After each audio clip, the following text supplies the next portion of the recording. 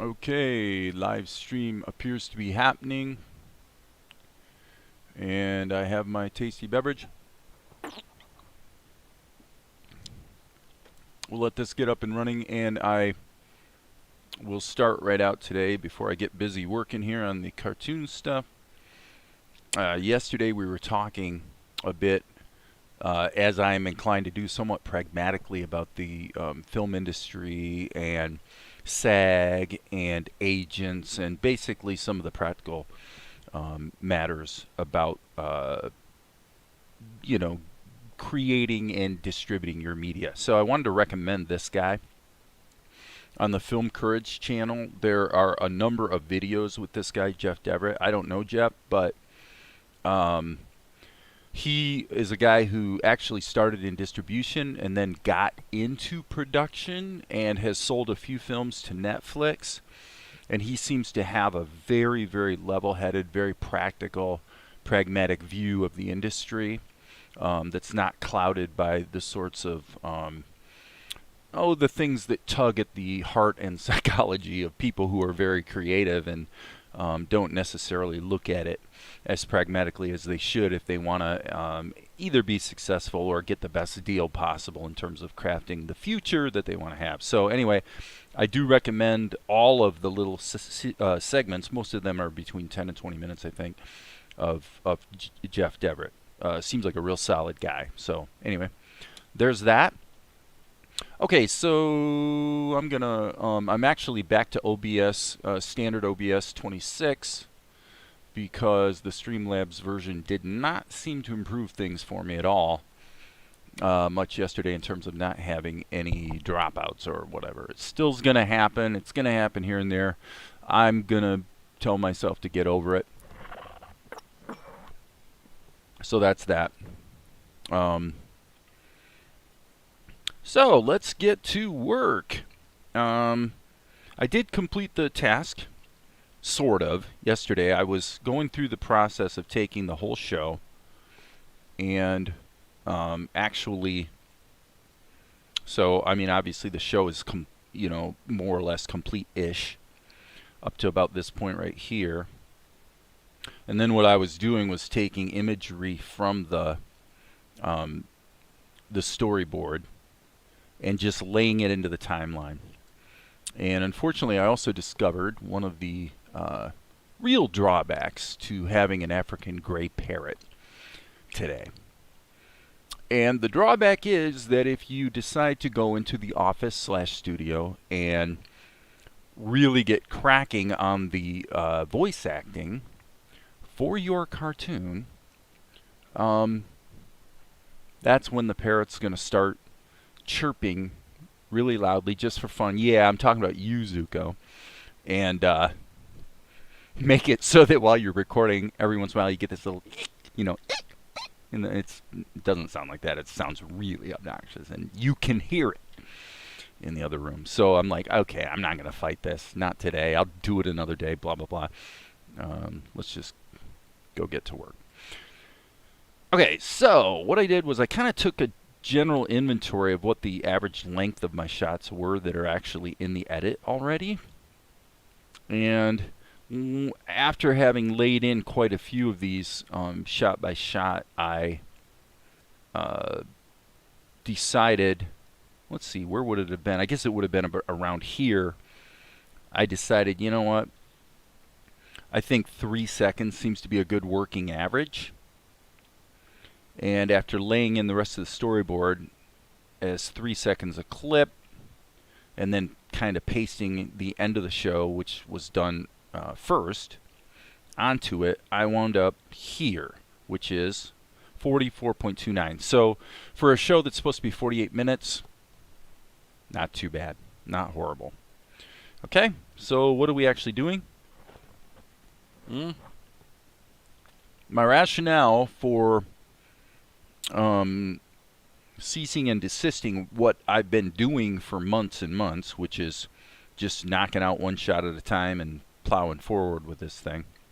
My rationale for going ahead and laying it in like this was really two things. One is to be able to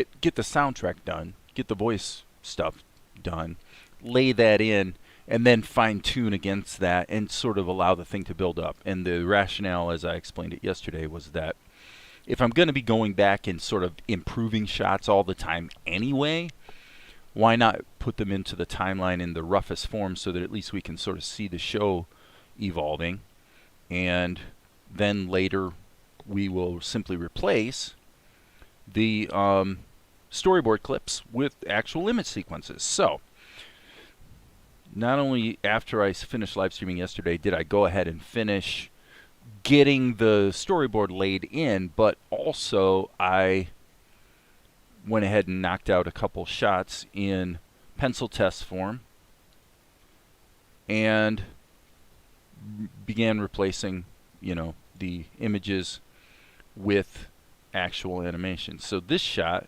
came out to what, 8 seconds, and this one came out to probably 6. Yeah, about 6. So not too shabby, probably about 14 to 15 seconds of animation, all in about a half an hour, which was pretty cool. Not that speed is the most important thing, but it is important. So now up on the other screen, I did have my my script, but I don't right now because I had to open it in the other room. I didn't want to have it open here and locked. So on my other screen, what I'm doing is opening up OpenOffice, and let's go ahead and just pull up the script. And okay, it's actually still open in the office. So since there's basically nobody watching right now, I'm going to go ahead and get up and come back in 1 minute after closing that document. Be right back.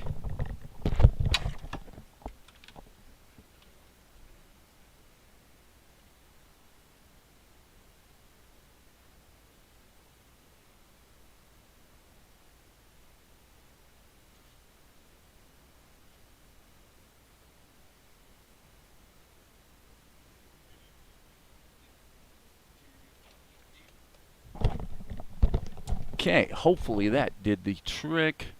I'm just going to try this again. Salt and light. There we go. There we go. So, let's see. I am around 15 minutes, which means I'm probably going to be around page 18. Yep, this is it. Okay. So this is where we kind of left off. Let me switch to the other screen. So Mel has just stuffed Asher's shirt in the tree. And hey, how'd it go with the king? Ah, well. I say what I must. This pig will never listen to me. No, I suppose not. Oh well. Have you finished washing my ceremonial robe? And that's where we're at. Okay, so what I should probably look at is, first of all, in the leverage department, can we actually squeeze more than these 2 shots out of these Krita projects? Because this one, the second one, is actually just a modification of the first one I did. So let's go here and just kind of look. You know, it actually looks to me like through the rest of the shot, it's pretty much the same shot, because the reason I would have left this blank in the storyboard is because I knew I was going to be just reusing this shot. So, how does that look? Well, we're going to skip Mel for now, and this is going to be shot 277. So, this is how that works out. Oops. 277. I'm going to go back to Krita.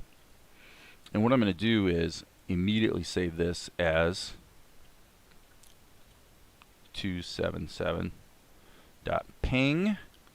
And because it's already got multiple layers, Krita should offer to save it as a Krita file as well. So there's that. Okay, So, what I'm going to do now is minimize OBS. And hey, Max Power, how's it going, man? So we're going to minimize OBS, and what we're going to do is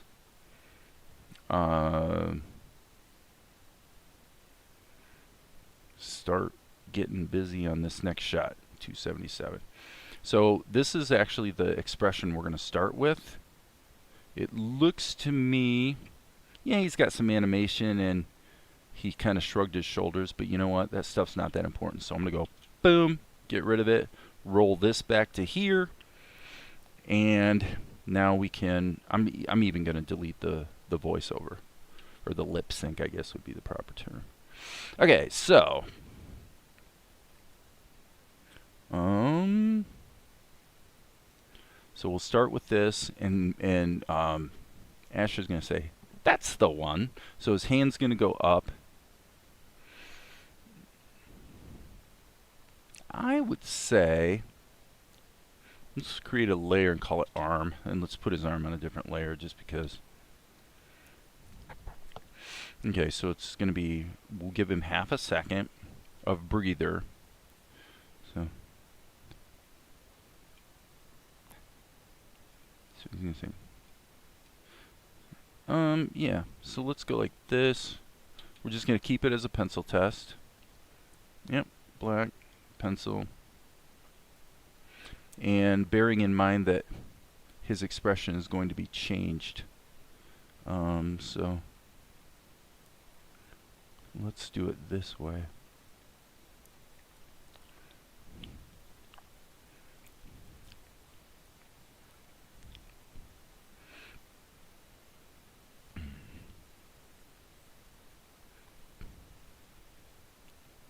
I think I'm going to sneeze. Hold on. Entschuldigen Sie bitte. Sorry about that. Hopefully there won't be any connection issues today. Oh, there will be connection issues. There will be. It's going to blank out every once in a while, and it always has, and at this point I'm done fighting it. But you can be confident of this. If it blanks out, it doesn't mean I went anywhere, and if you're patient and wait just a minute or so, it'll come back. So I signed up for Disney Plus the other day, to my, in a way, in spite of myself. And I'm glad I did, actually. I like those classic Disney movies, like well, the one I'm watching right now is Treasure Island. It's you know, I, Jim Arkins, Long John Silver, I love his voice, says I. But they just did such a superb job of casting on those old pictures, man. It just blows my mind. Okay, so now what we're going to do, I would say, since it's on its own layer, we can make a slight size adjustment, blah, blah, blah. And now this is going to be quick and easy. So we're going to go, we're actually going to take this, and let's just make a copy. So we're going to kind of have to run the same routine when we do ink and paint, obviously. But what I'm going to do is I'm essentially doing a tween here where we're going to do a slow, let me see what would the term be. Being dyslexic,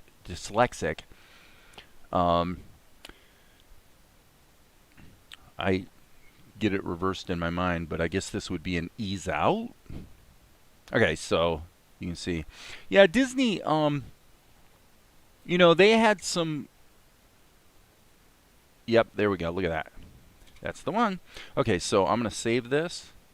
You know, Disney had some really great moments in their history, and they had some not so great moments. I also watched a little bit of The Black Cauldron, and boy, is it awful. But one of the interesting things about it is I could tell from looking at the animation that they were doing exactly what I did right here with faces in The Black Cauldron in order to save money. So what they were doing is doing like we've got here with Asher, where it's a 3/4 view.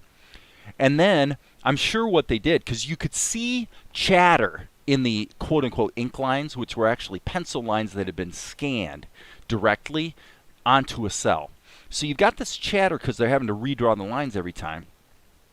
But I could tell that what the artist was doing to make it more economical was the same kind of thing I did here. They would draw the pose, and then I'm sure what they did was on the light table, they would simply move the drawing around and retrace over it so that the the head would kind of turn like this or whatever, and it wouldn't be it would clearly be the same drawing, but of course it wasn't digital back then, so they couldn't really they really didn't have a way to reproduce it directly. They had to sort of do it the old school way. So now I don't really need to draw his arm per se, but what I'm going to do here is just draw his arm / robe here,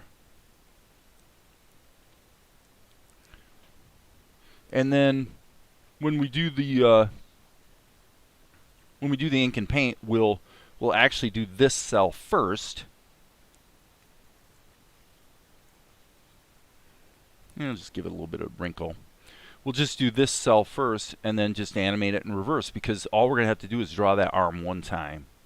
With the caveat that this section here, the upper arm, we'll probably draw that separately just so that I can animate them independently.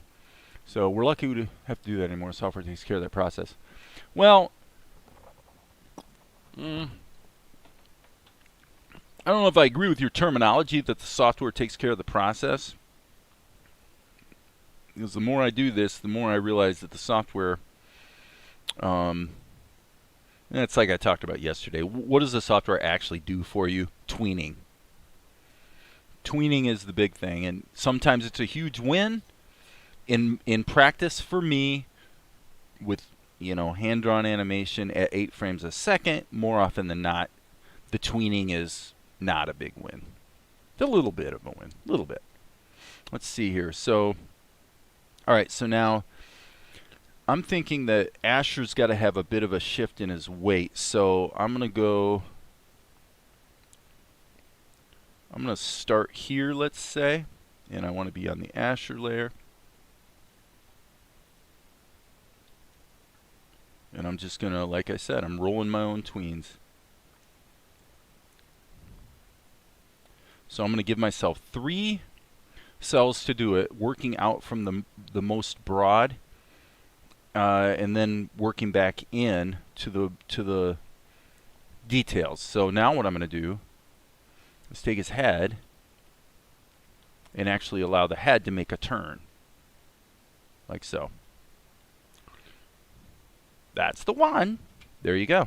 Piece of cake. So now I can come up here. So this shot is literally almost done. Boom. So I'm going to go into the mouth layer and hit the G key. That's okay. And we're going to have to, I'll say we're probably going to have to animate that mouth. We might not have to, actually, but we'll see. That's the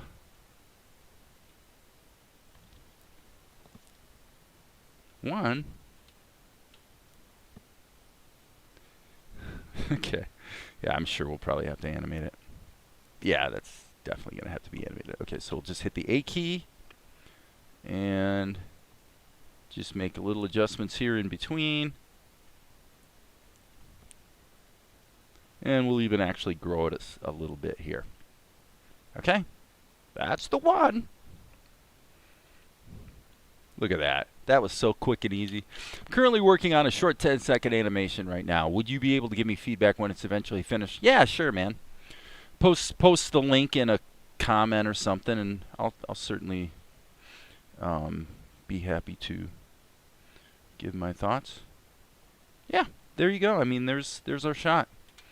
Let's render it and add it to the show. So this is going to be File. Let's save it, obviously.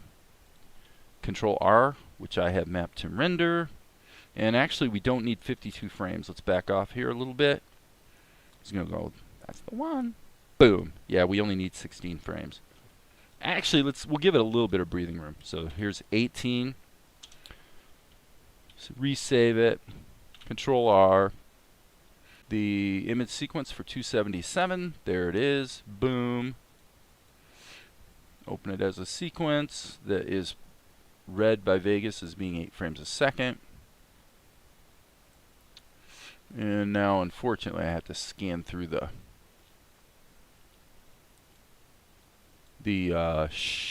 library, if you will, the show. Yeah, we're getting a little bit of a problem here because right now we've got like 1,000 different items in the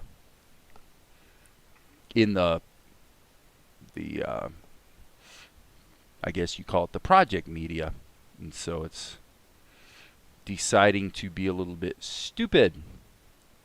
Well, I'll tell you what we'll do.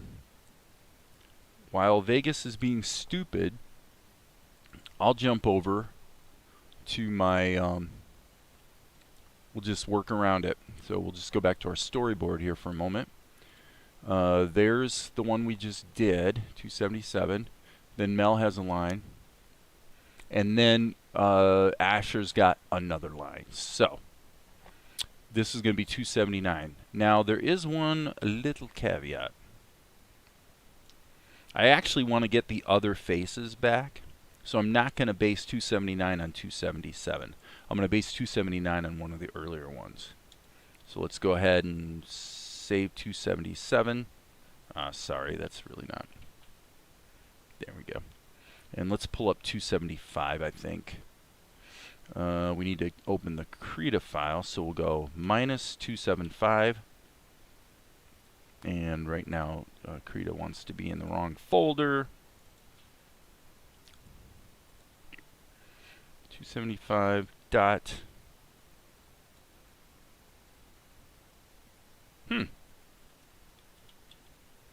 Okay. Why are we... I guess this is one of those golden moments where you get to see the guy struggle a bit. There's 275.ping.cra. So pull that up. And I'm going to leave this one open because I might have to re-render it for some reason. So hopefully Vegas has... Now Vegas is going to lock up, unfortunately. Well, that sucks. Guess it's time for a drink of my tasty beverage. That's unfortunate. When Vegas locks up, it does this. And you wind up having to just kill it. Frankly, that does not happen very often. Vegas is very, very stable, but once in a blue moon, you kind of get hosed. So, if you're going to get hosed, you're going to get hosed. That's the way it goes. If you're going to get hosed, that's the way it goes. All right, let's bring Vegas back up. Let's see if we have better luck the second time around. Boom. Okay, and while that's loading, I'm going to take off my hoodie because I'm getting a little bit warm here.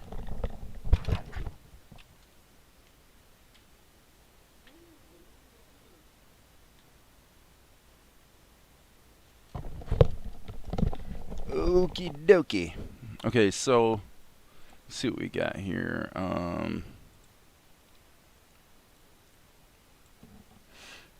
So it's right here. Yeah. Okay, so there's what we were working on. And it looks like I need to hit Control L so it ripple edits. And here's what I'm going to do.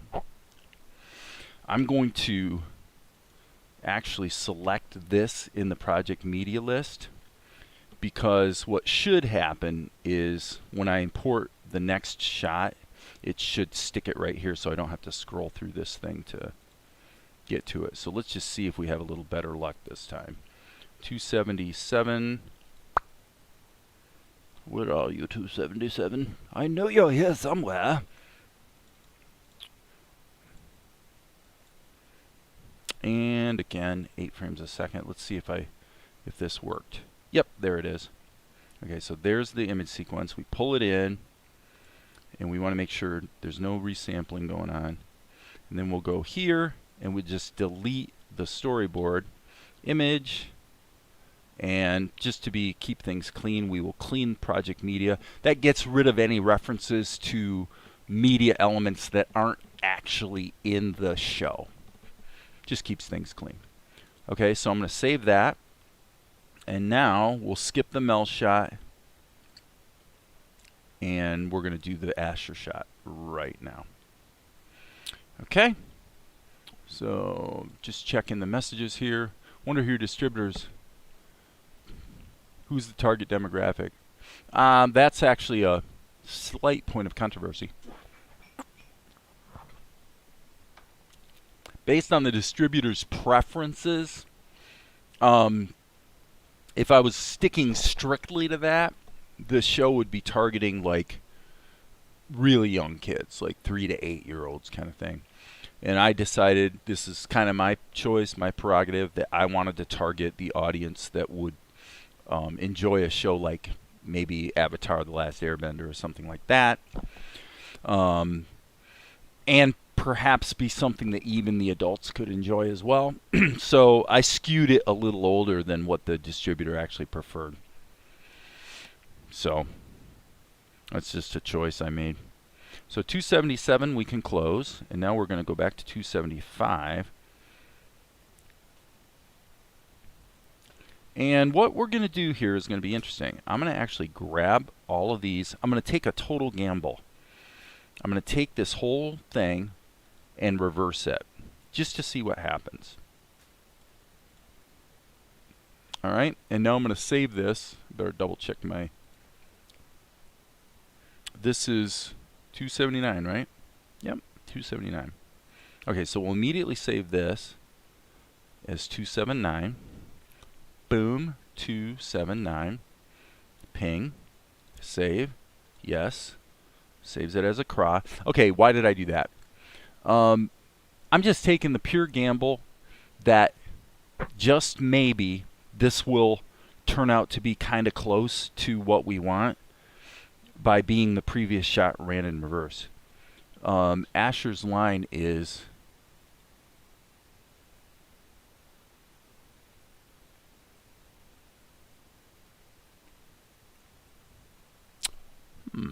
you weren't thinking about that girl again, were you? It's his voice a little higher. You weren't thinking about that girl again, were you? You weren't thinking about that girl again, were you? It's actually not too far off. That's funny. You'd be surprised how often that happens. All right, I'm going to get rid of that keyframe because I don't really want the shrug in there. You weren't thinking about that girl again. Okay, so I'm going to move all of this downstream just to kind of get the... I'm going to go ahead and knock out the lip sync. Get that. You weren't thinking about that girl again. It's actually not too far off. What? Okay, and these can all go. Boom. Okay, so I'm obviously being loosey-goosey to even consider just using this as it is, but what the heck. You weren't thinking about that girl again. Here we go. G key in the mouth layer.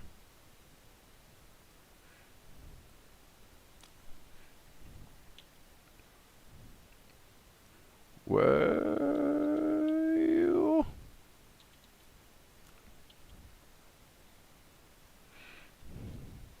We'll just go with that. Give it a crack. Now we're going to have to figure out the acting.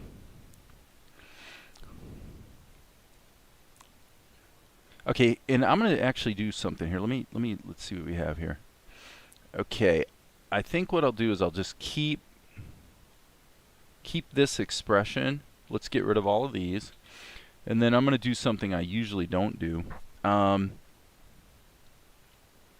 me think about this for a minute, actually. Okay, so the basic problem here is that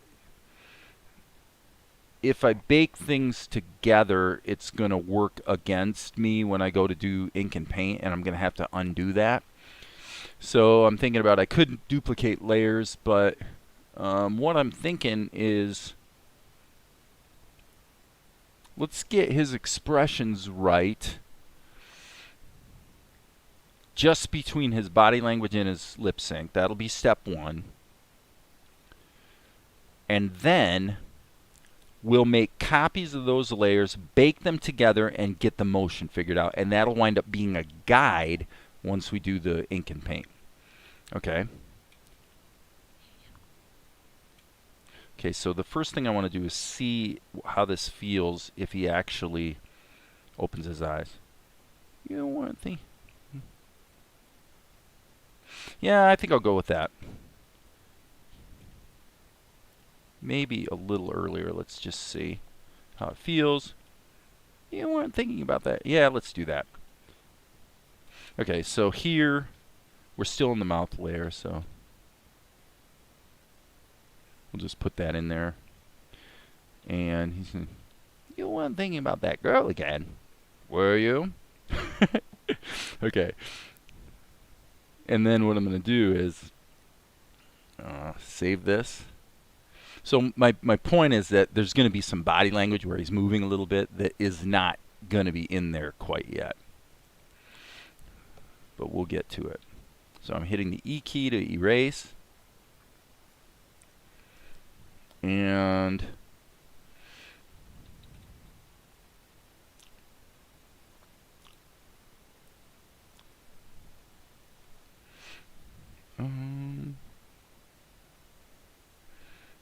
GE. Actually, strike that. I'm just going to go S.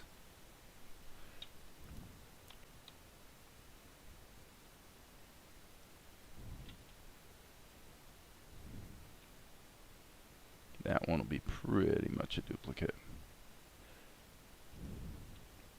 Okay. File, save. Alright, so you know one thing about that girl again. Okay, there's a glitch right there.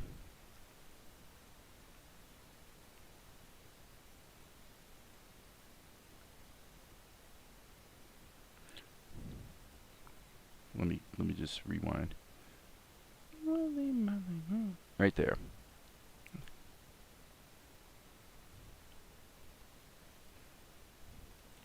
think it's that one. Yeah, I think what I want is to put that there.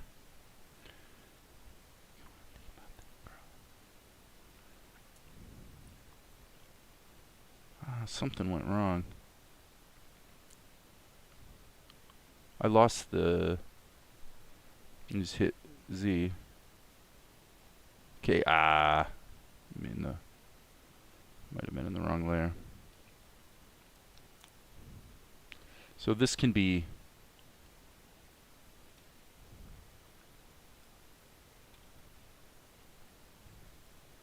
I think I'll get rid of that key right there. What I was about to say is that making mouth shapes work in lip sync is actually more time consuming than just redrawing it from scratch. So this is kind of dumb what I'm doing. Okay.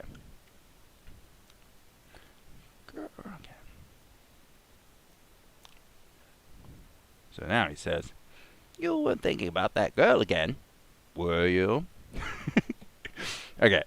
So now this is what I said I was going to do. I'm going to take these two guys, group them together, and I'm going to actually turn it off, make a duplicate, and the duplicate I'm going to merge. So now I've created a flat version of this whole thing,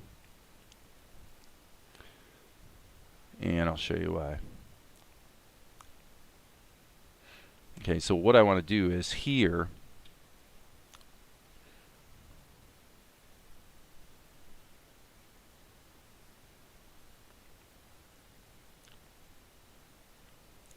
I want him to lean in,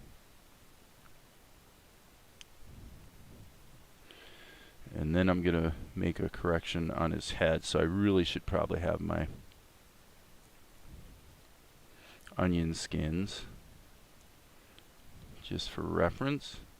Okay, and now, again, this is just going to serve as a guide because his head is only going to have to be drawn one time.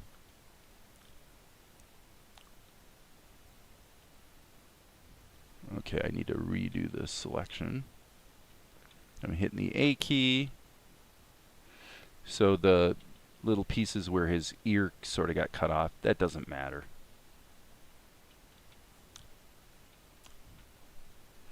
That does not matter.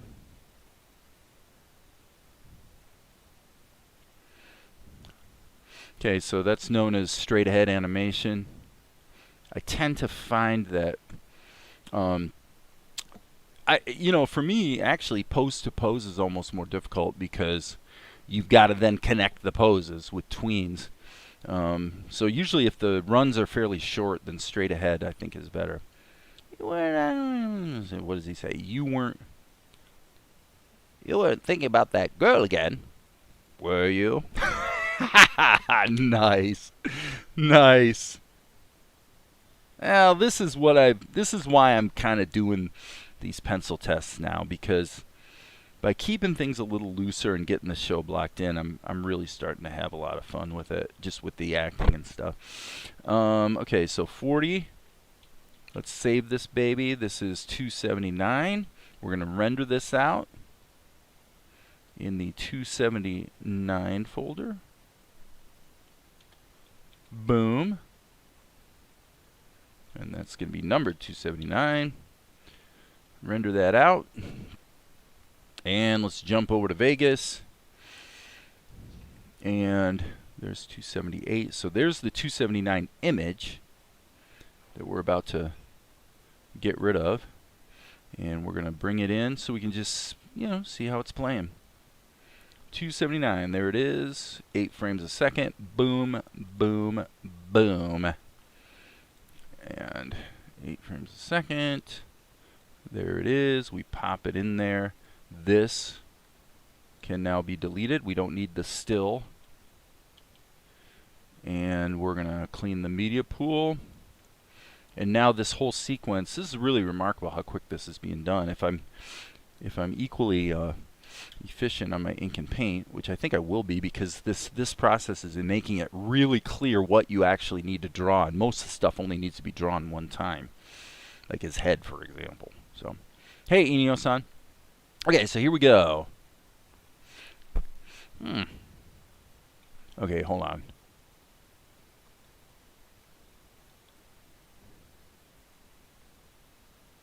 Okay, yeah.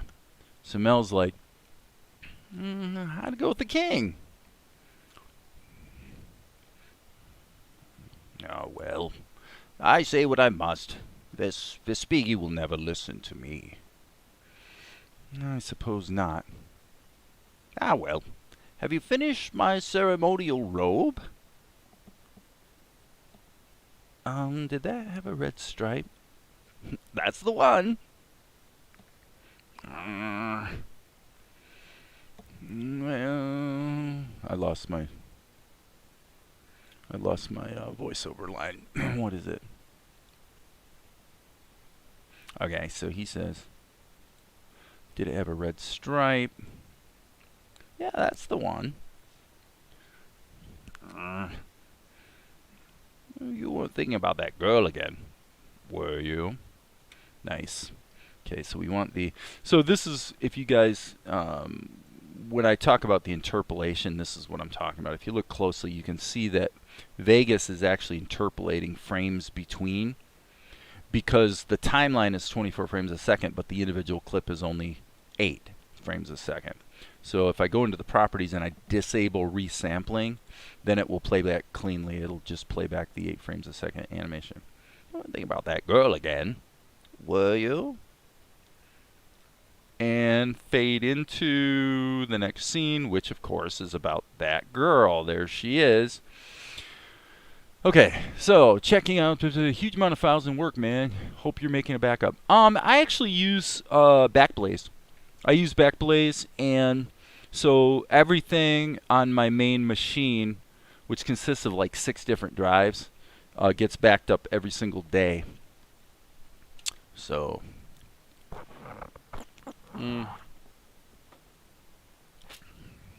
Obviously, I could um, have a local backup as well, and probably should. But Backblaze hasn't failed me yet, and I definitely have had a few situations where I've needed to get something back. But it's kind of important because I have entire feature films, that I have 2 copies of locally, but I would sure hate to lose them. So anyway, these animations by comparison are a fairly small number of frames. All right, I'm going to just let this play back a little bit. I'm just going to kind of let this play back and sort of get in the zone, get in the mood here as I'm watching it. And then I'm either going to do ink and paint on Asher, or else I'll go in and do some animation on Mel. I'm not sure which. If you have a preference, you can make your preference known in the comments.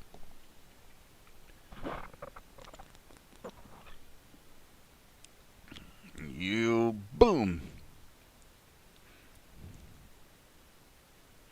That monkey torments him through the whole show, actually. Oh no, Asher's robe.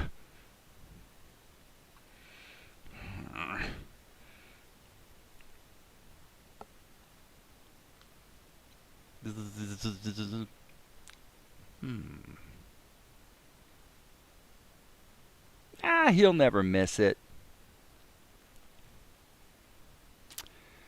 That's that. Job well done. Melchizedek? Oh, hey, Asher. How'd it go with the king? I'm having way too much fun with this. Well, okay, so we've already been through this. So now are we going to animate Mel, or are we going to ink and paint Asher? Yeah, I suppose not. Let's go with Mel. Let's go with Mel just because it's fun. Okay, so this is 279. We're just going to close it up. We'll deal with ink and paint later. And what I'm going to do, actually, is jump to the storyboard.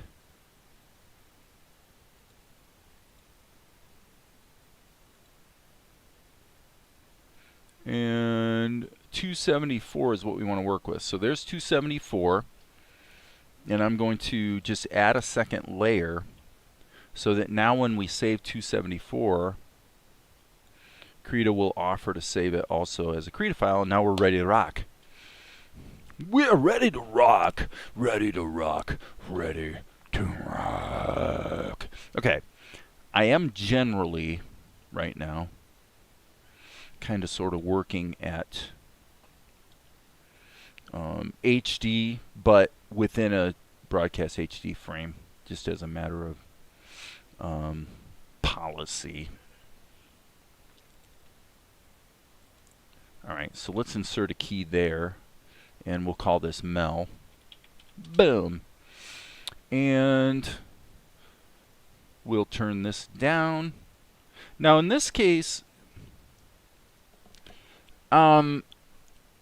frankly, with the storyboard, the pencil test is already done because this is just lip sync. So let's just dive in with ink. What do you say? Feeling bold. Let me check something on my other screen here. I'm going to look at my recent close-ups of Mel. Okay. In fact, I'm going to actually bring this in as a layer just so I can steal the colors. So let's just grab that and then turn this off and hit the G key. And I want that to be in raw mode, not curve. So I'm making a little bit of modification to what I had drawn here in the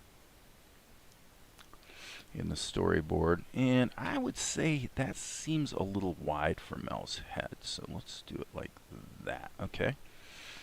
So this is a little bit of an unusual approach because I'm kind of bypassing the process of getting a nice clean guide drawing in there. Okay, now I'm hitting Alt-Shift-Q, which shifts me to behind mode.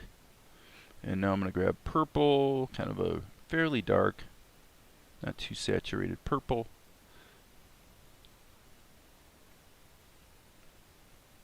And because we're in behind mode, I can go like that, and it's just going to fill in.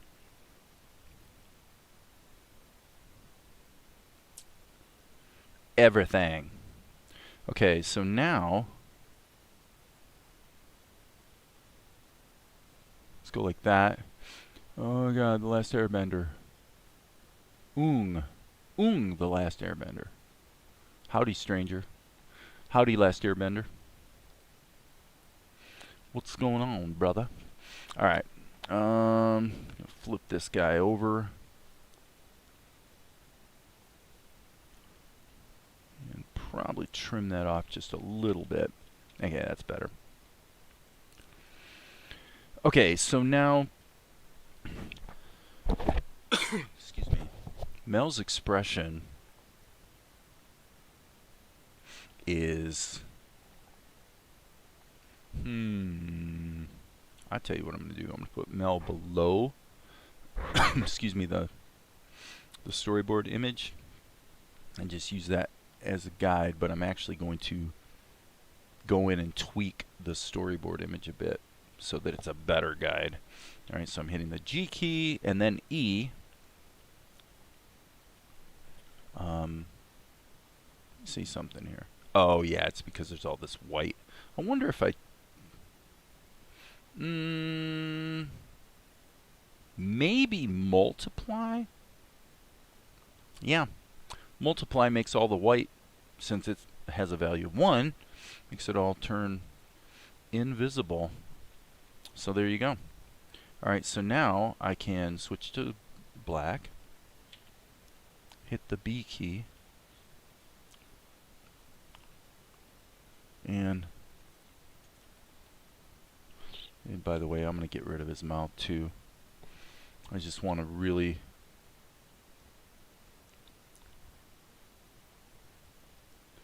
get his expression happening. Relaxing, eating apple pie. Nothing wrong with that.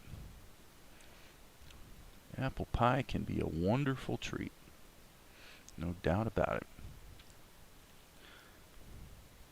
Okay, and I'm actually going to go ahead and take his eyebrows out too and see if I can smack in there the main expression I'm thinking I'm going to be wanting here. Okay. Now with that, I'm going to lighten that up, and now what I'm going to do is hit the G key, go to white, but slightly, come on now, slightly darker than white. Come on.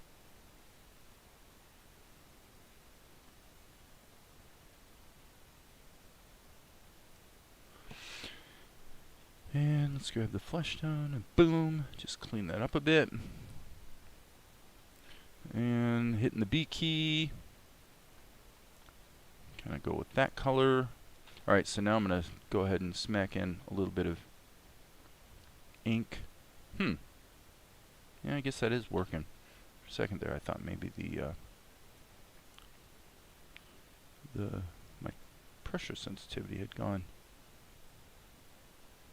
Nope, the way of the buffalo, but it didn't.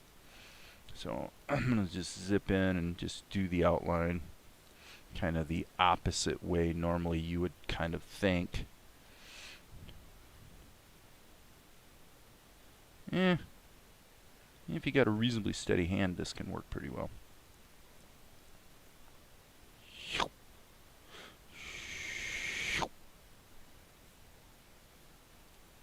Okay, garment, boom, boom, boom, boom.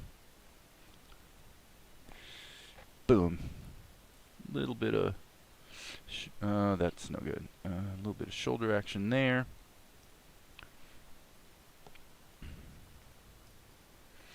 Okay. So now I'm going to make this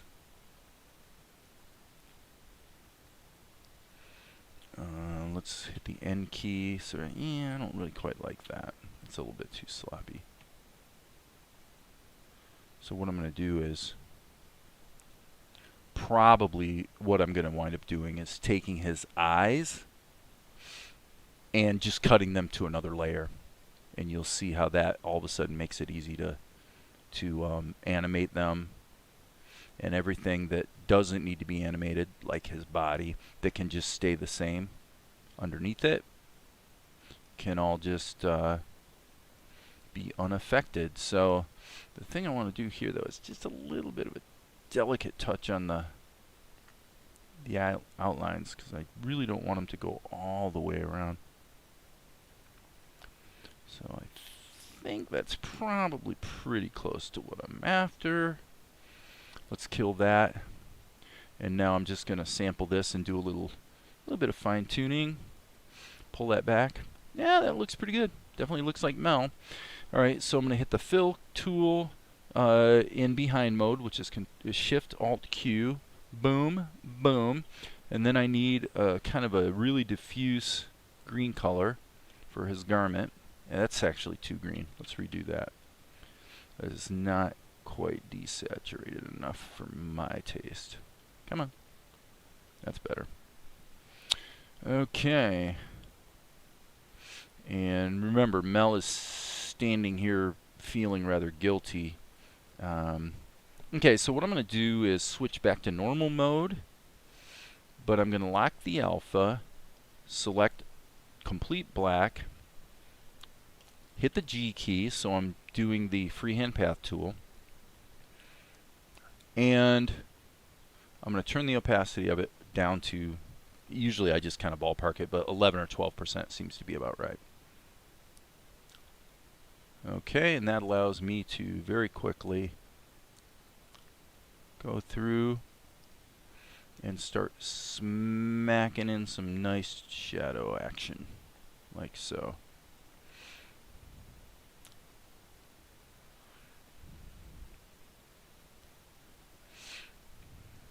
Smacking in the shadow action. Because this is on preserve alpha, that means it's actually impossible for me to go outside the lines. So if I wanted to take all of this now and just add an extra layer of shadow, which I think I'm going to try, since I set it to 11% and not 12, believe it or not, I'm just going to see what this looks like, because the sun is kind of behind him. Let's just see how it looks. Okay, I don't like what's happening there. So I would say, yeah, that's getting into a little bit too much nuance of shading. How come you don't use a color palette? I could. I mean, I use a color palette in essence by just pulling up an old shot and sampling it. But I also can hit the H key. And the H key gives me a palette of any colors that are currently in use. So it's there. I'm aware of it. It's just that in practice it doesn't. Now, if you're asking me why I don't use a palette for shadows, in other words, have a little different green color for the shading here, a little different flesh tone for the shading here. Basically, just because to me it's kind of a waste of time, you know it. Now, what can happen is, like right here, I'll say, well, actually, I'm not completely happy with this, where I laid the shadows in. So now let's hit the G key, Control, click, and now I'm actually go to full opacity, and I can actually lay in the shadow color, you know, and tighten that up. So it just depends on the situation, really. Boom. So, and as far as a palette goes, in the sense of what you would want if you're into either Blender or OpenTunes, and you think that the idea of a procedural palette is a good thing, which I won't disagree, it is a good thing. It just depends on your situation and your application. But if you want a procedural palette, that's going to be harder to deal with in Krita. You can do it by For example, it's possible to take this image and separate it out into its constituent colors and have them automatically get broken into layers.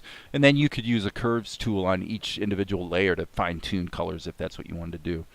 What I find in practice is that if the colors are basically in the ballpark, then most of the real color correction that needs to happen happens in Vegas. Because in Vegas, I've got the ability to do color correction on the, which I have a curves here, so I can do color correction on a track basis, which with movies, what you wind up with is actually breaking scenes up into multiple tracks pretty much based on their color correction requirements. Or I can actually do color correction on a per clip basis. So, and believe it or not, in addition to all that, there's actually a couple other ways you could even add additional levels and modes of color correction if you were thusly inclined. This little window right here is not supposed to be there. This is supposed to be, this silly thing is supposed to be here. Behave yourself. That's in order. Okay. Little bit of an interface adjustment. Hello. There we go. Save our work. Back to Mel. Okay, so Mel's looking good. And we're going to have to get the background behind him, obviously. But I hope that answered your question. If it didn't answer your question, or if I didn't capture the intent of your question as far as a color palette, just his eyes, like that. Go Control X, Control V.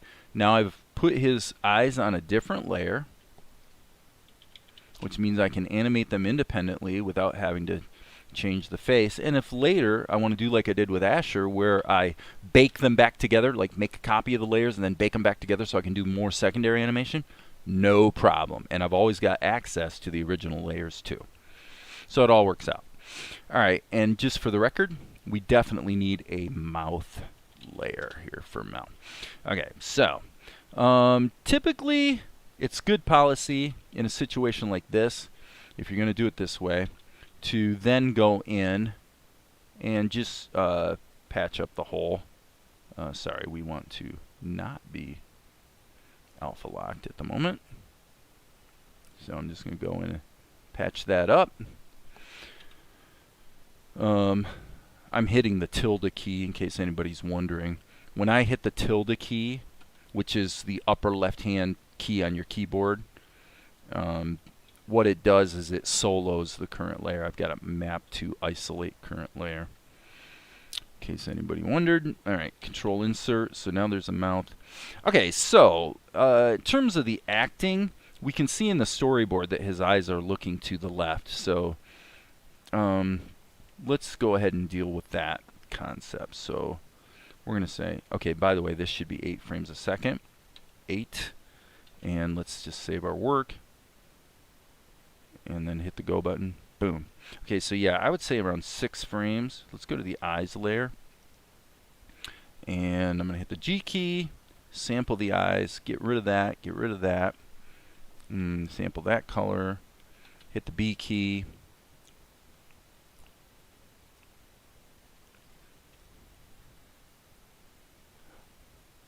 Yeah, I suppose not. Okay. So he's going to say, yeah, I suppose not. Boom. Then right there, he's going to start whistling. Now, because in case you forgot, this is what happened. He's obviously feeling guilty because he stuffed the shirt in the tree. And so he's sitting here kind of playing innocent.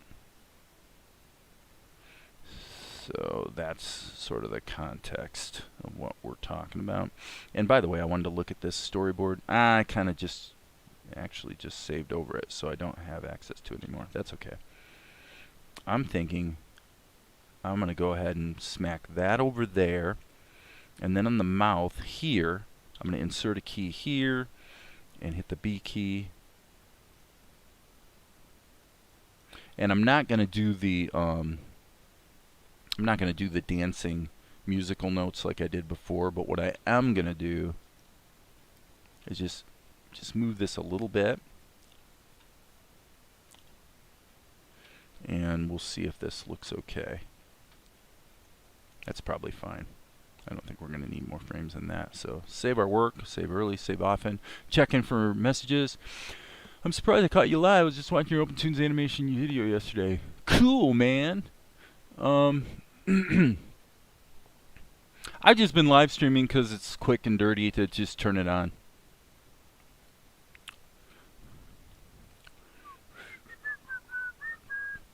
Okay, the only caveat with the mouth at this moment would be the following. I am going to add a transform mask, and I'm going to take the mouth and change its position slightly,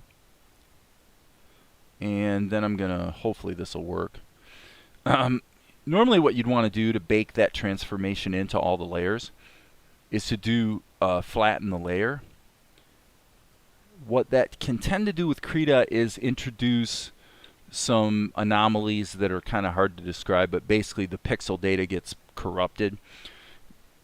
But if you first group it, so I just put the mouth in a group all by itself, and then merge the group instead of flattening the layer, that tends to actually bake the transformation in without anomalies. So it's a bug.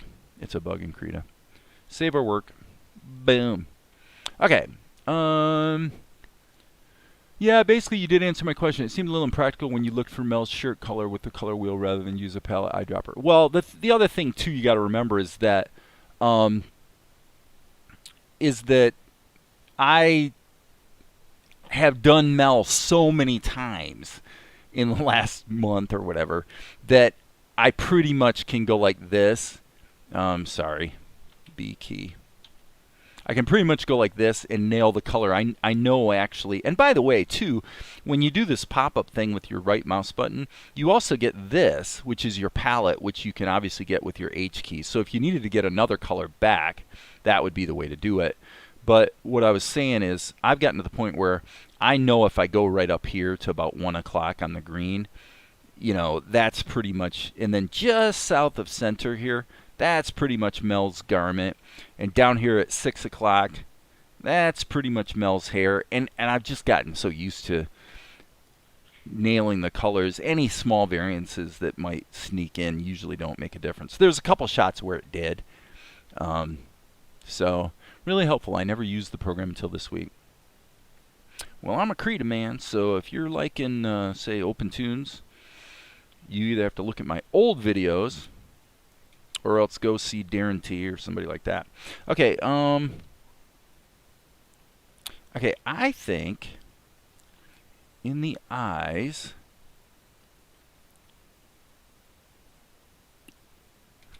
yep, here's what we're going to do. We're going to go in here, and I'm actually going to go, I'm going to put his brows on another layer too. I think that's what I'm going to do. Yep, I'm going to do that. So I'm going to grab his brows. Control X, Control V. And now, down here on the eyes, I'm going to solo this layer. And actually, just select, kind of reselect this so it's a little cleaner selection. I'm going to hit the Shift key so I can kind of do that. And then what I'm going to do is I'm just going to hit delete. And just very quickly, delete. Next keyframe, and I'll just go through and manually delete them. And unsolo. So now, there's his eyebrows. We'll put the eyebrows back here. And then here, because they're on a separate layer now, which by the way I need to name, brows. Let's just do A key, liquefy.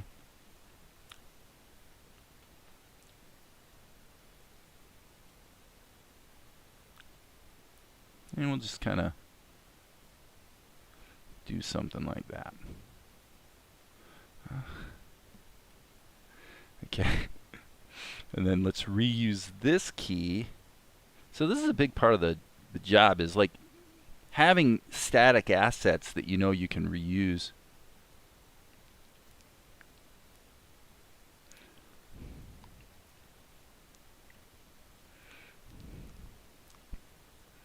We'll see.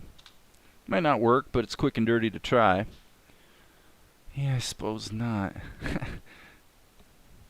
Yeah, that works. Alright, so let's go to the mouth. I think this is the mouth layer. Is this the mouth layer? Yep. You name that. M-O-U-T-H. Alright, checking messages. There's nothing new, so cool. Alright, so here, I'm going to go back here and hit the G key using the oh, by the way, yeah, that's probably going to be okay. Actually, this might be a bit, that's going to be a problem. Okay, tell you what I'm going to do. I'm going to actually create a layer and call it whistle. You'll see what I'm going to do here. This is quite useful. Okay, my basic problem is this. So there we go. So he's going to say, yeah, so it's not. Okay. Alright, so I'm getting in the creative zone here. What color do we need? Black. And now, like I said, we're going to make this a little transparent. So you just feel that sneaking through.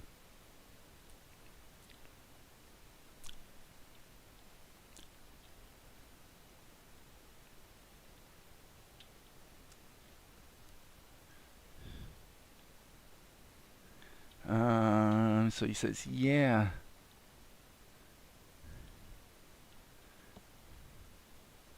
And I think we'll go ahead and put a closed mouth here. Yeah. I suppose. Actually, that's better for the knot. Let's put that here. Insert a key. And then we'll put here, that there. Yeah, I suppose not. Okay, perfect. Yeah, I suppose not.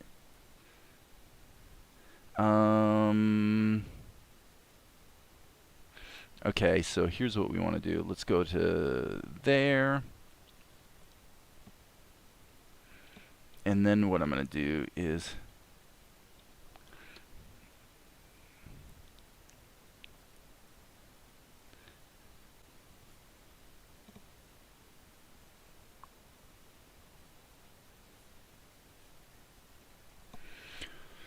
boom. And erase, erase, erase. He's definitely looking guilty. Okay. Yeah, I suppose not. Okay, except that this all is happening a little too quick. Yeah, I suppose not. Okay, that's perfect. I mean, I shouldn't say perfect, but looking pretty good. So let's go back to the edit, and what we got here is we've got this tree situation in shot number 271. So let's save this one, 274. Save everything, and now let's see if we can pull up 271 and steal the background. Boom. Yep, there it is. So I'm just going to take this background group, flatten it by hitting Control E, and then I'm going to, let's see what we can do with it. Let's definitely make it a little bigger behind Mel, but I'd really like to get a little bit of an improvement compositionally. Let's try this, and we'll try that as well. Yeah, definitely not. Well, I don't know, actually, I think what I should do is put the tree like this and then move Mel a little bit over to here, kind of following the rule of thirds, you might say. Let me go back here and look at yeah, except at the same time I really don't want to You know, he's kind of to the right. I really don't want Mel to be flanking the right, so I think I'm going to go back to my original idea, which is let's just maybe shrink that a little bit so we get some foliage and essentially use it to sort of create a little envelope around him. Yeah, that looks good. Okay.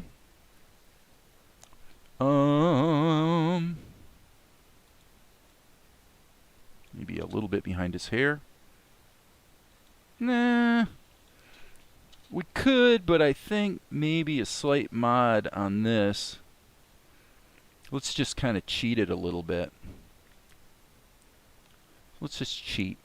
We're going to cheat and deform our tree, even though in the earlier shot it didn't quite look like that. But that'll make it, you know, it just makes it look a little nicer compositionally. And I actually think this is almost a little too extreme feeling. Boom. You know, the audience isn't, hold on, that's a little too much. I was going to say the audience isn't going to know this tree changed shape a little bit, right?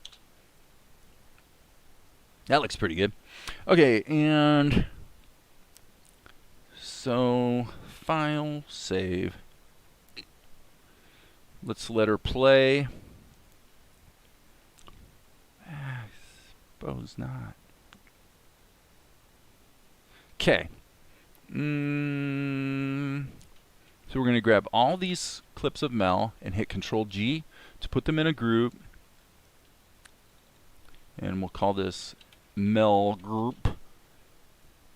We'll get rid of our color key, get rid of our original storyboard shot. And now, question I need to ask myself is, do I want to bake this down? Well, it doesn't hurt to do so. So let's go ahead and mute that and then merge this group. Reason I'm doing that is so I give myself the option to introduce some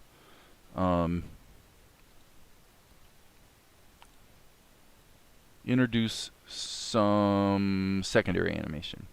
What's bugging me here a bit though is why am I not seeing the animation keys here? Oh, because that's not the copy. There it is. Okay. So that's muted. So now we got this. Okay, so now what I'm doing right now is I'm just kind of playing with potentially introducing some secondary animation just to see if it helps.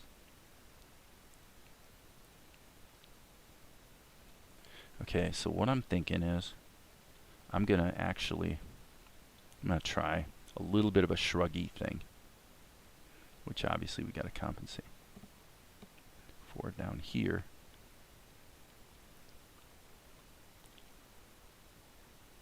Let's turn on the onion skins. I want this to be pretty subtle.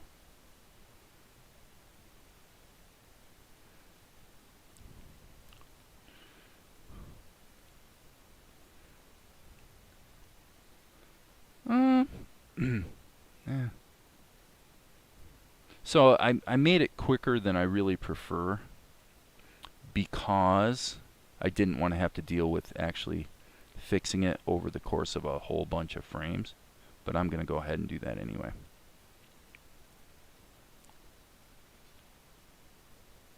So I don't know if this totally makes sense, but I'm going to go ahead and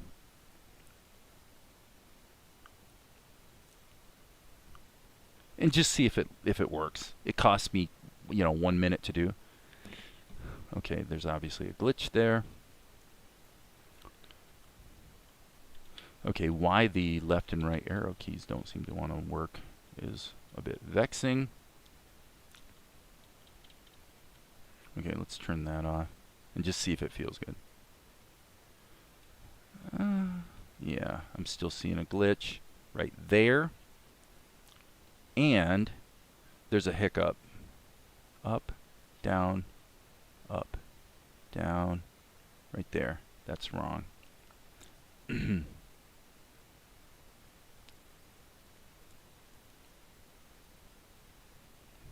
So I'm totally winging it right now.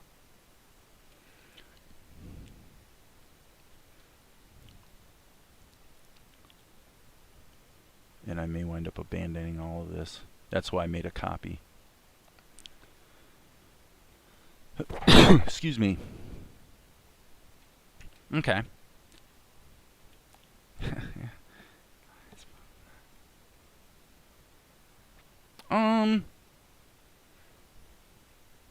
I don't like it. I'm going back to this. I figured I'd try it. The other thing is that on a recent shot, 74. And I'm gonna say, I think I'm gonna actually kick up Mel's, okay, yeah. I'm gonna kick up Mel's contrast as well. So let me just get this ready to render first. 274, 274, and this is, let's do 56 frames. I forgot to change it. So that's going to go ahead and render, and then we'll sort of come back here and fix a couple things. So what I was getting at with the Mel group is I'm thinking I'm going to duplicate it and put the copy in overlay mode. That did not work. Let's do multiply and say, yeah, there we go. Yes. Oh, that looks so much better. And then what I'm going to do is I'm going to put both of these guys in a group, and I'm going to introduce another layer just to see if this works. I'm going to alpha lock it. I'm going to hit the G key. Just go to kind of a semi-yellow white-ish. And let's put a rim light on this guy and just see if it works. Okay. So this is going to be not in overlay mode. I think normal is probably going to be fine for this. Not too shabby. Not too shabby. File, save. And yeah. Alright, and now let's just change this to multiply. Nope, that definitely won't work. I'm just going to try a couple things. Addition. Yeah, actually I like addition better, because I think I was getting a little too much of a tint from the yellow, which I didn't really like. So, okay, and now what we can do is go in and kind of fix some things. So let's take the G key but hit E, so we're in erase mode, and then we can just go in and easily fine-tune this. Cake, I tell ya. Cool. Take it back out of erase mode and catch that, and catch that. I really like that rim light. That looks good. Okay, so we save our work, we re-render, go, and then we'll jump into Vegas and see how she's looking. Alright, there's the shot. And we want to take this and we want to select it in the project media list, because then we know the image sequence is going to come in right next door to it and we're not going to have to scroll through to find it. Scenes 274, boom, there's the render.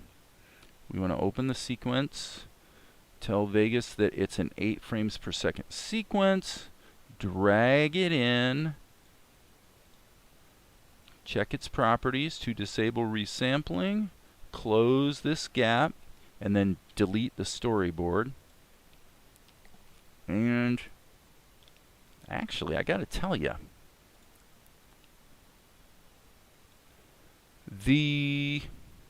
I guess what we're seeing now is the color correction that's baked into the whole show. So this is where doing color correction gets a little dangerous, and sticking to a palette actually is good policy. Because what you wind up with is making adjustments in the shot that wind up being compensated for in the overall color correction of the show or of the scene. And so now you have one correction working against another correction, which can turn into a real mess. I mean, at the end of the day, that's kind of the look I'm after. The thing about shows and movies and stuff is, in the long run, you really do wind up doing color correction on almost every shot, like no matter what you do. So it's just the nature of the beast. Okay, so this feels pretty good. Job well done. That's the... Well...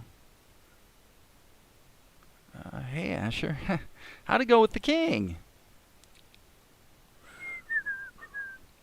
No. The Speaky will never listen to me. Yeah, I suppose not. Okay, so that's a little long. Feels good, but it's a little long. And obviously the whistle will continue when we switch back to Asher. Boom. Ah, well. And did you finish my ceremonial robe? Did that have a red stripe? Okay. So now, this is kind of interesting. I think I'm gonna actually, stop streaming here pretty quick. How long have I been going? Probably a couple hours. Yeah, hour and a half. Looks like the connection's been really solid though. If there's been dropouts, I haven't noticed it. So if anybody's noticed any dropouts, let me know, because I seem to be having better luck with regular OBS today. I'm using regular, by the way, Amar. I'm not using the Streamlabs, and it actually seems to be working a little better, so whatever. Okay, so let's run this in reverse. We're going to try this. So we need to do shot number 276. I'm just going to rock and roll on this and see how it goes. So I'm going to go File, Save As, and I'm going to save it now as 276. Because why the heck am I going to do all the work twice? Alright, so now what I want to do is, quite frankly, I actually think, you know what I'm going to do? I'm going to duplicate the group. This is what tends to always happen with my projects is, and I'm going to hit Control E. So I actually just flattened out the whole thing.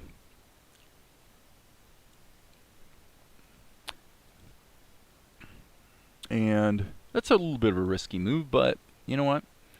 Now what I can do is take all of this and hit mirror frames. And so for my purposes, I don't really need all this anymore. I'll just cut the mouth back out if I need to. So again, this is a bit of a strange way to do it, but it probably will work okay. Okay, so yeah, I'm going to get rid of, I'm going to get rid of these keys.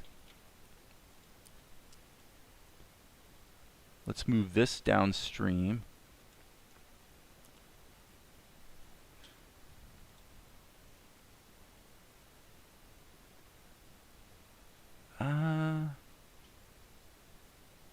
Yeah, because see, what Mel's going to do is he's going to say, did you make any adjustments? I didn't, man. I looked at maybe scaling it to 1270 by or 1280 by 720, but I just decided not to, and like I said, it just seems to be running well today. So maybe it's just the luck of the draw. I don't know.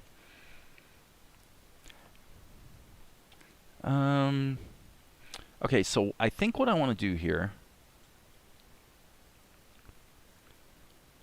Okay, here's how you can take here's how I'm going to squeeze some leverage out of this. Instead of going back to all the original groups, which I could hit undo a few times and get the layers back, but actually I'm going to do it this way. What I'm going to do is just save my work here. I'm going to duplicate the layer And then this group, or this layer, I'm going to put in a group. I'm going to turn this one off, and I'm going to add an erase layer here. Now, what I'm going to do is hit the G key. And it doesn't matter what color I use. Color doesn't matter a bit.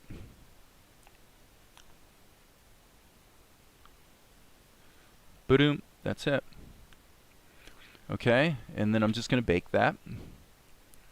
Now I'm going to come back here, and I think in this case, I'm just going to get rid of all these. Well, actually, I guess I want the eyes. I want the eyes. So I'm going to do this the hard way. I'm going to hit the G key on this group. Let me see. Okay, I didn't get that first key, so let me just make a quick adjustment here.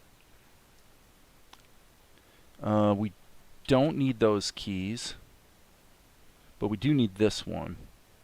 So here, what I'm going to do is just go bloop. I'm just going to scan through these real quick and get rid of them. So sometimes this is a very laborious process, you could say, but the truth is it only takes a few seconds.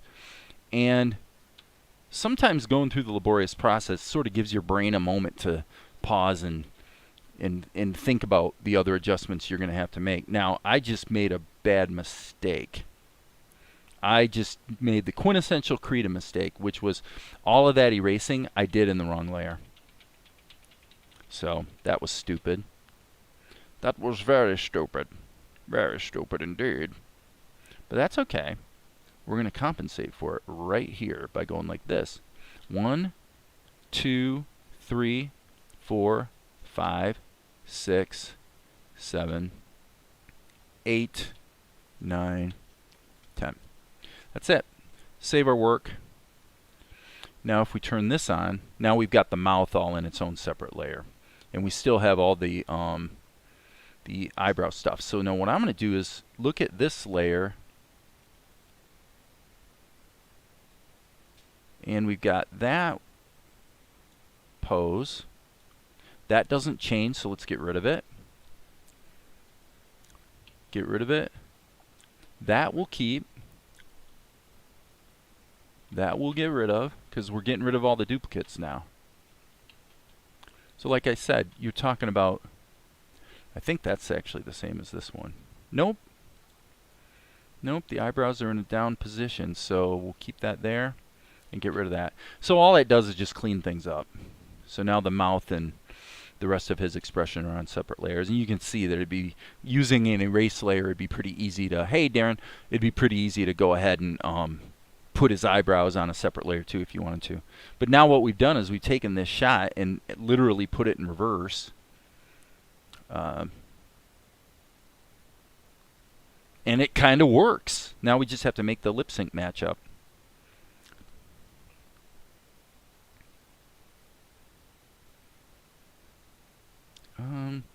I love that expression. Did it happen to have... So he's... Let me look at what his dialogue is. I think it's like... Did he...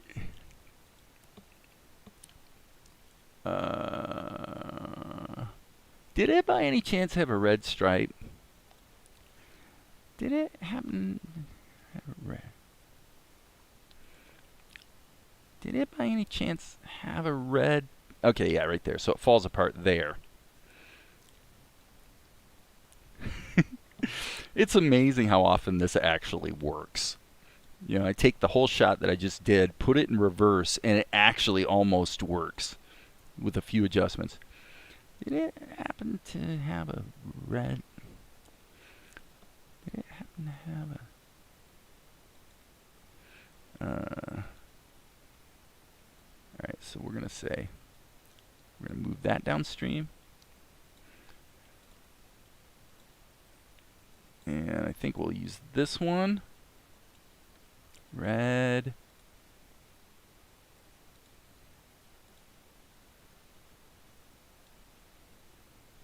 Need a big wide mouth. There we go. Oh, how much more guilty than that can the boy be? Okay, so now as far as the number of frames, okay, that's all. This is actually going to mouth. How did I do that? Let's try that. Oh, it was actually this. And that mouth is covering it up. That's what the problem is. Insert. There we go. Okay, 56. That's correct. This is 276. Save our work. Let's render it out. Stick it in the show. So we're going from 274 to 276. Man, I am screaming today. I'm screaming. I don't know how many shots I've done, but I'm pretty much flying here. Okay, so here's 276. This is actually the storyboard right there. So we're going to go here, insert,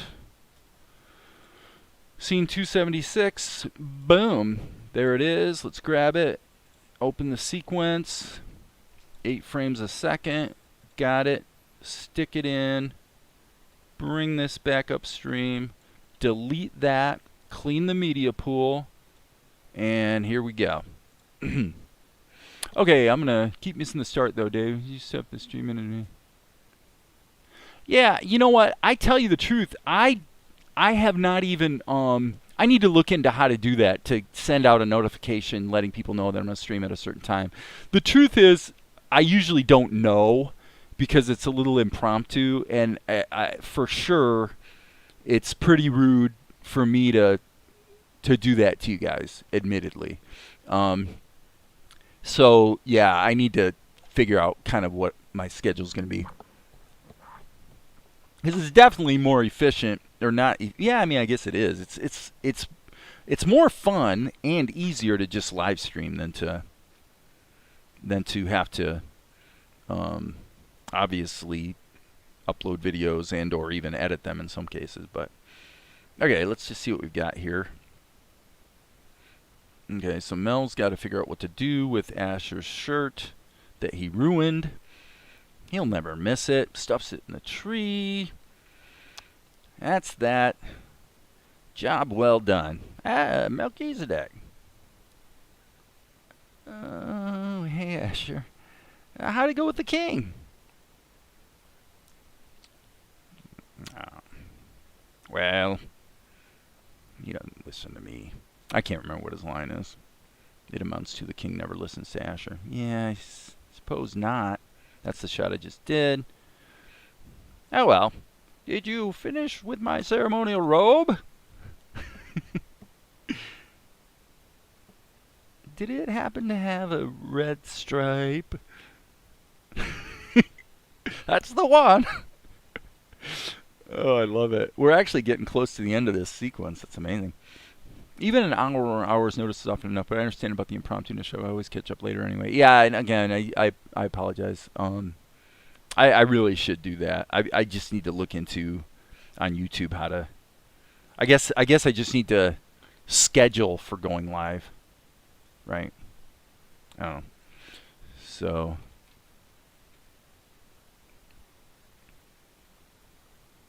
I'm going to try one thing here. I'm going to go here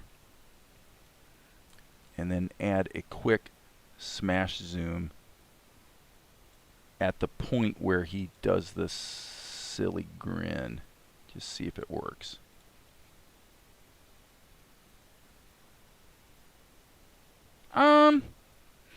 Actually, if I needed to stretch this out, that would be quite a good technique because it buys me a little bit of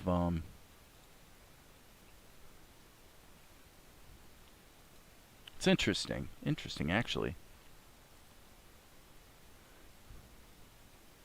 That's very interesting. It's surprising how often things like that, it's a little bit of serendipity with your editing where, I mean, at this point the shot's just looping, but it kind of feels good. So I'm just going to kind of run with this here and see how it feels.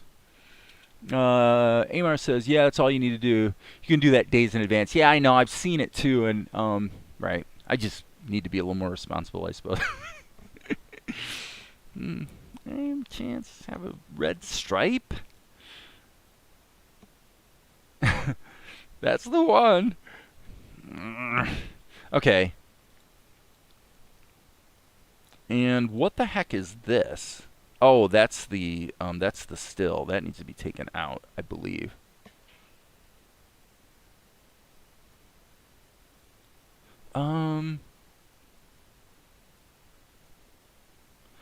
Actually, you know what?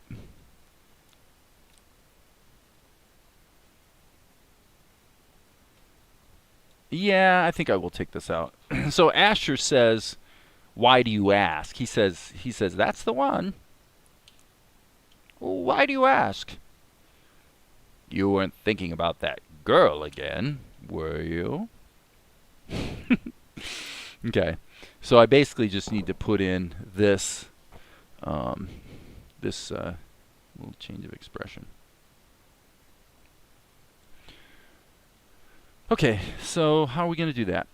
This is going to be 278, and I'm going to do this as simply as possible because there's no reason to make it complicated. So I'm going to go File, Save As, and I'm going to go up here and double check my...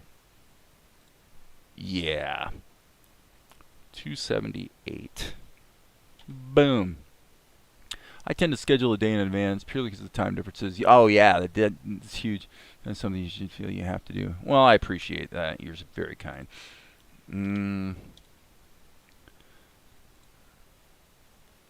Okay.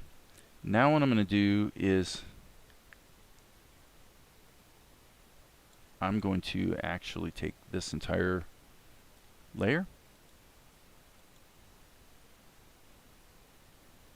group 1 merged, and delete it. And I'm going to do the same thing again. I'm going to take all of this, mirror the frames. So I start out with this.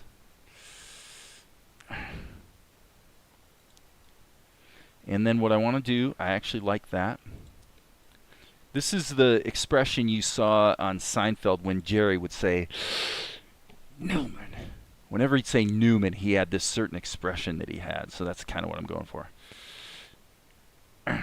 Okay. Then we probably want to put this back around here. Alright. And then here, we're just going to modify this to be... Let's first hit the G key. And now we'll grab this B key. I see a little... Whoops. I see a little bit of a glitch right here I want to fix. Okay.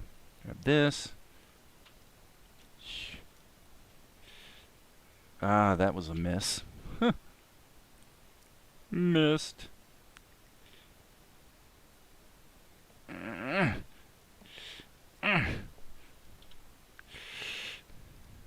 Okay. And then G key. Grab this, grab that. Boom, back to the B key. And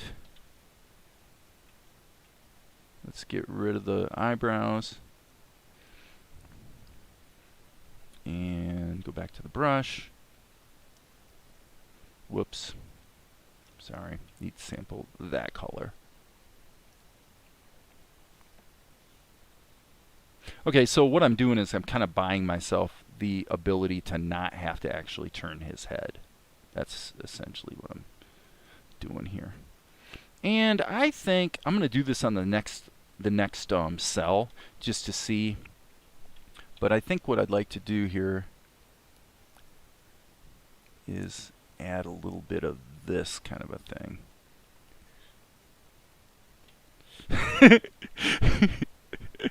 We'll see if it works, but I think it will.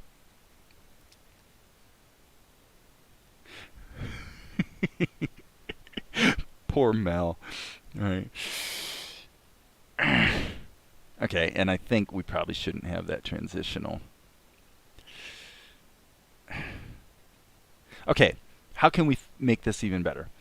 I'll show you right now. This is actually a really good technique. Grab your liquify tool or your plastic tool if you're in OpenTunes or whatever, and just go like this.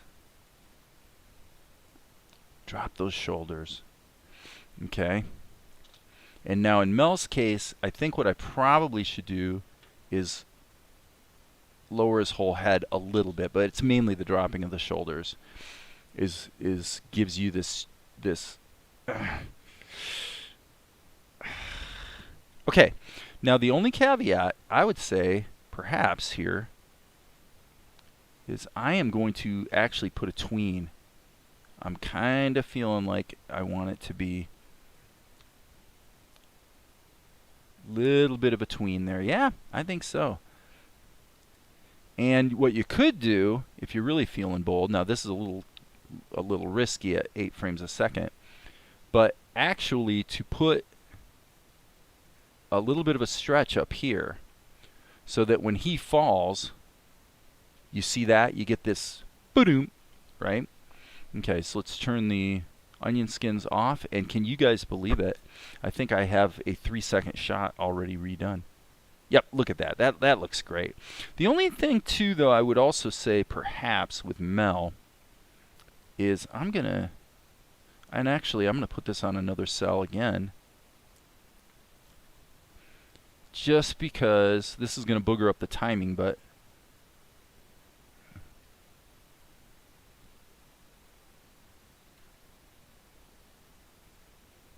I'm actually going to leave that in there.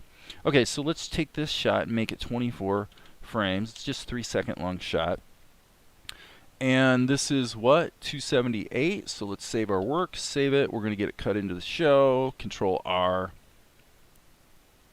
278. I think that says 6 right now. This screen's a little fuzzy. Yep, it says 6. So let's put it up on the sharper screen. That's actually the only thing about the Digital Artist 15.6 that is a little bit of a thing, is that at least for me, the screen is just a little bit soft. It's a little bit less in focus than my standard LCDs. So there's 278. I'm going to move this downstream, and I'm going to go to my project media, and we're going to import 278. There it is. Render, boom, open the sequence, 24 frames, 8 frames a second. Perfect. Drag it in, turn off interpolation, slide this in, and then delete the still. And I think we're ready to go. We'll save our work here. Did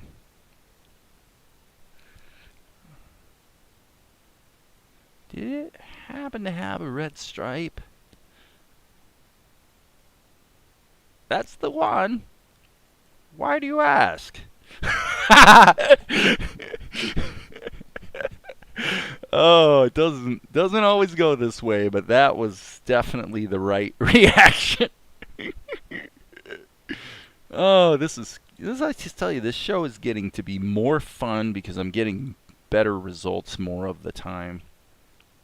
Not sure why. I don't know if it's because I figured out the workflow or if I've just gotten better at what I'm doing. You know, you could even take this a step further, and on that last frame, actually, let's do it. Let's even add a 4th frame, just because I think it'll be funny. All right. So what I'm going to do now is I'm going to take his hair and let his hair. He's like totally sheepish, right? All right. And if I don't like it, I can just take that cell back out. So I'm going to save my work. Boom.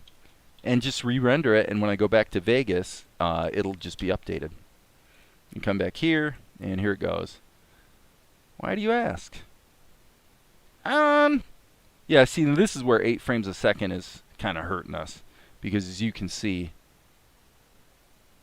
I would say this, though. Actually, I think it worked, but I just went too far. So what I'm going to do is grab that, duplicate that frame, and just make it a little less extreme. Okay. Save early, save often, render it out, checking messages, no new messages. Okay, fine. And there we go. And I'll bet you that one's going to look better. Yeah. Again, like I said, at 8 frames a second, we've kind of got probably one cell too many in there. So probably to really not be chimping on this thing. I think what I should do is take that frame. I like the dropping of his hair.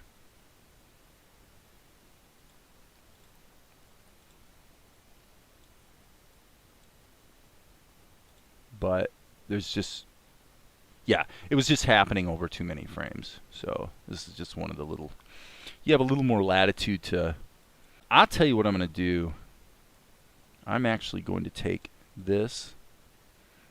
I'm going to take that out. This is 280. Okay, so I'm just going to save this right now and clean the media pool. And I'm going to save this file, save as 280. I'm just kind of doing the same thing again. And save it as a Krita file. Okay. Now I want to just look. Okay, this is not going to be quite right, but just because it's kind of fun to try, I'm going to actually do the same thing I've been doing over and over, and I'm just going to reverse this. Okay, and now what I don't want is that mouth. Okay, so let's just kind of let's just run with this here. Okay, let's grab. I'm going to grab that color right there.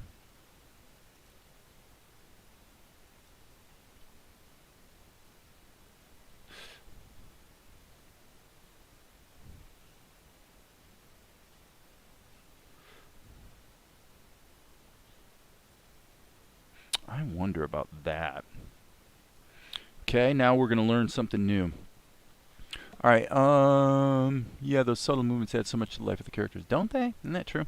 All right, so what I'm going to do is add a new layer, and here's what we're going to do. We're going to grab bright red, and we're going to grab our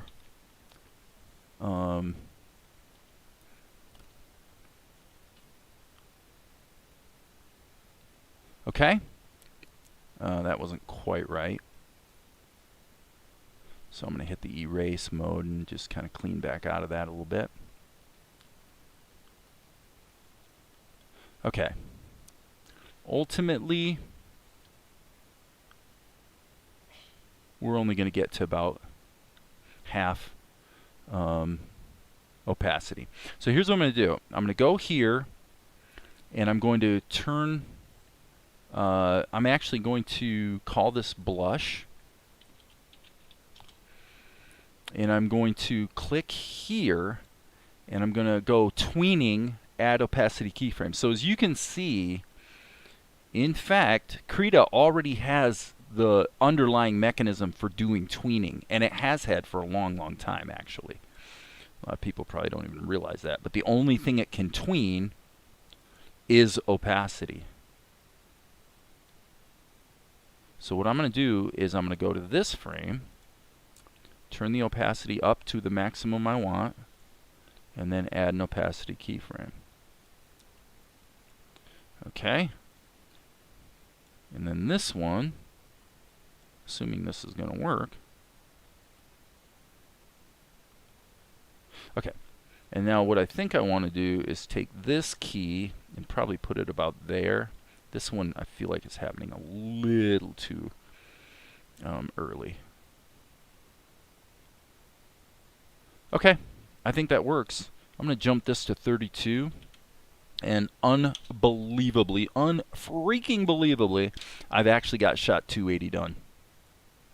Save. And I just did it by continually reversing the prior shot, because remember, the expression on the next shot is going to be whatever you ended up with on the prior shot, right? So now we're going to render, change this to 80, 280. Same thing here, 280, 32 frames. We're going to render that baby out. And then we're going to go back over here. Scene 280. There it is. 32 frames at 8 frames a second. Boom. Drag that sucker in there. Turn off the interpolation. Resampling, I should say.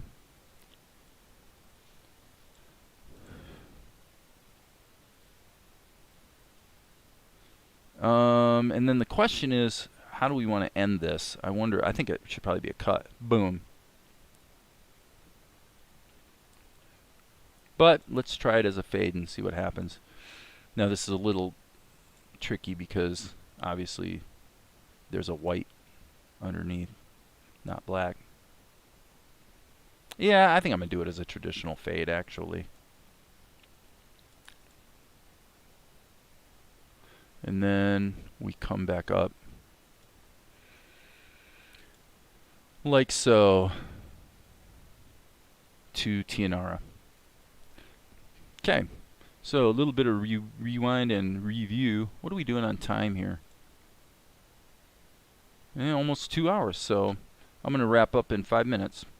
So I'm going to go ahead and, just because it's fun to do so, I'm going to go ahead and go back and bore all of you by replaying some of the stuff from recently. Just kind of feeling the flow of it. Definitely seeing some things I could improve through this sequence.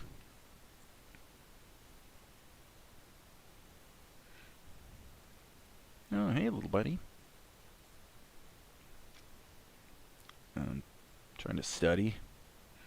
Yeah, okay, buddy.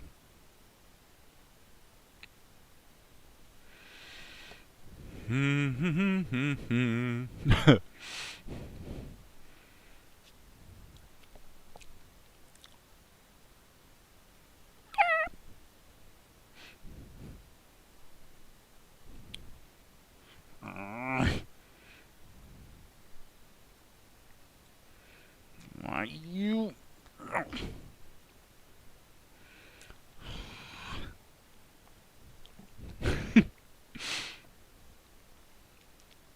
Oh no.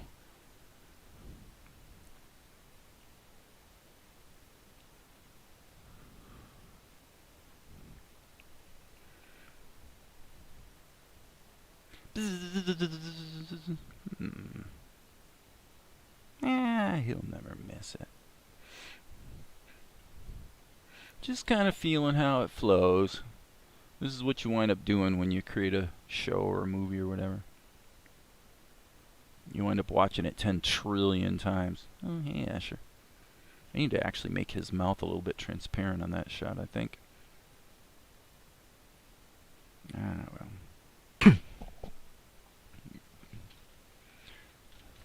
You've been thinking about that girl again, haven't you? That's the end. That's the end of the sequence. Wow. So we got to do ink and paint. Okay, see you, Kyle. We got to do ink and paint on Asher. But where are we up to? We're up to 16 minutes, actually complete-ish, on the front end. And let's see how that's affected our length. 44, 46. I think it's growing. I'd have to go back and look at where it was when we started, but I do think it's growing because our shots are actually averaging. Yeah, they're definitely averaging more than 3 seconds a piece. So when I laid in the storyboard, I just, after a while, I just said, you know, it seems like an average of 3 seconds, and I just laid it in as a big long image sequence. So there's definitely going to be some massaging of the timing as we go. But anyway, I think that's it, guys. Thanks for hanging. Thanks for hanging out. I'm ready for a break. And so, as you know, as I always say, there will be more later. And thanks, OBS, for apparently working pretty well today. All right? Catch ya later, guys. There will be more later.